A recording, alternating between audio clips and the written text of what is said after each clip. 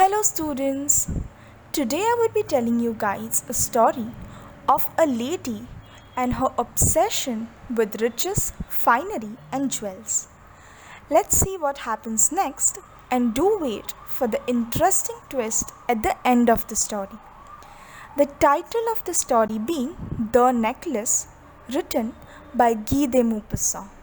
The characters of the story are Madame Matilda Lossell, the protagonist of the story, Marcia Lossell, the husband of the protagonist, and Madame Forestier, the friend of the protagonist.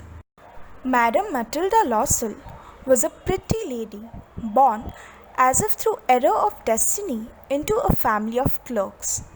She always considered herself worthy of marrying a rich, distinguished person, but ended up with a petty clerk in the office of the Board of Education. She believed that she deserved all the delicacies and luxuries. Her husband's poverty and simple living tormented her. One evening, her husband returned elated, bearing in his hand a large envelope. It was an invitation for a party at the minister's residence. Instead of being delighted, as her husband had hoped, she threw the invitation spitefully upon the table. Marcia Lossell was left baffled at this. He asked her the reason for her annoyance. She said that she had nothing to wear for the party. Her husband suggested she could wear the same dress she usually wears when they go out to the theatre. Hearing this, Matilda started weeping. She told him in a calm voice that she could not attend such a grand event wearing a cheap dress as that. He was grieved seeing his wife's state and asked her how much would a suitable costume cost. She asked for 400 francs after considering how much amount the economical clerk would be willing to spare. He turned a little pale hearing this price, but nevertheless he agreed to buy her the new dress. When the day of the ball approached, Madame Lossell seemed sad and disturbed again. Her husband asked her what was worrying her now that she had her dress too. She responded saying that she is vexed not to have a jewel to adorn her for the event. Monsieur Lossell suggested that she could adorn herself with some natural flowers, but this did not convince her at all. He then asked his wife to borrow jewels from her friend Madame Forestier. Madame Lossell thought that this was a good idea. The next day, she took herself to her friend's house and related her story of distress. Madame Forestier took out a large jewel case and said, "Choose, my dear." From among all the jewels, Madame Lossell set her eyes on a superb diamond necklace. She was ecstatic to see it. She asked in a hesitating voice if she could borrow that piece only. Her friend readily gave it away. The day of the ball finally arrived. Madame Lossell was a great success at the party. She was the prettiest of all, elegant, gracious, smiling, and full of joy. All the men noticed her, asked her name, and wanted to be presented. She danced with enthusiasm, intoxicated with pleasure, thinking of nothing but all this admiration. This victory, so complete and so sweet to her heart. Matilda went home towards 4 o'clock in the morning. Her husband had been half asleep in one of the little salons since midnight. He threw around her shoulders the modest wraps they had carried, whose poverty clashed with the elegance of the ball costume. She wished to hurry away in order not to be noticed by the other women who were wrapping themselves in rich furs.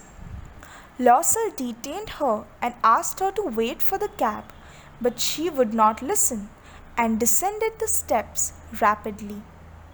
In the street, they did not find any carriage and had to walk a long distance, shivering in cold. Finally, they found one of the old carriages and reached home. She removed the wraps from her shoulders before the glass for a final view of herself in the glory. Suddenly, she uttered a cry. Her necklace was not around her neck. Monsieur Lossell went to check if he could find it anywhere on the way, but returned home totally dejected. He then went to the police and to the cab offices and also put an advertisement in the newspapers offering a reward. But they ended up discovering nothing. In order to buy some time, he asked his wife to write to her friend that she had broken the clasp of the necklace and had given it for repair. She wrote as dictated. At the end of the week, they lost all hope of finding the necklace. Monsieur Lossell declared that the jewel must be replaced. In a shop of the Palace Royal, they found a chaplet of diamonds which seemed to them exactly like the one they had lost. It was valued at about 40,000 francs. They could get it for 36,000 francs. Lossell possessed 18,000 francs only, which his father had left him. He borrowed the rest. He made ruinous promises, took money from the ussurers and a whole race of lenders. Then he went to get the new necklace, depositing on the merchant's counter 36,000 francs. When Madame Lossell returned the jewels to Madame Forestier, the latter retorted in a frigid tone that she should have returned the jewels sooner, as Madame Forestier might have needed them earlier. Madame Lossell now knew the horrible life of necessity. In order to pay the debt, they had to sell off their house and live a life of extreme poverty. Madame Lossell learned the odious work of kitchen and also other jobs that a common woman would have to engage in. The husband also had to take up side businesses and work overtime. This life lasted for 10 long years. It took them 10 years to repay the debt. Madame Lossell seemed old now. She had become a strong, hard woman, the crude woman of the poor household. One Sunday, as Matilda was taking a walk in the Camps Alley, she suddenly perceived Madame Forestier, who was still young, pretty, and attractive. Matilda at first thought if she should meet her or not. But since she had paid off all her debts now, there was no harm in telling her all. Matilda greeted Forestier, but her friend couldn't even recognize her at first sight. And when she did, she was astonished to see Matilda in such a poor state. Matilda then told her that she had been through a rough patch in life, all thanks to Madame Forestier. Now, Forestier was even more confused.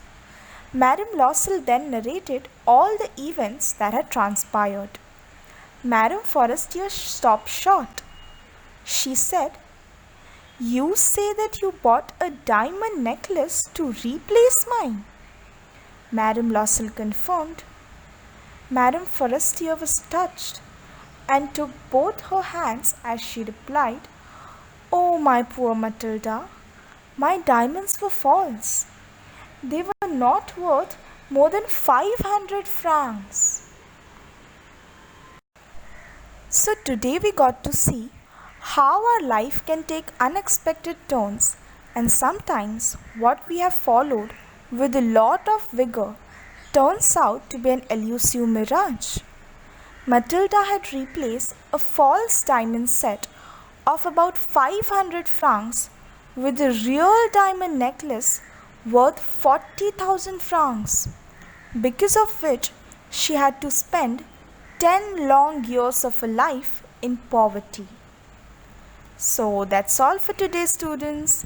See you guys in the next episode. Goodbye.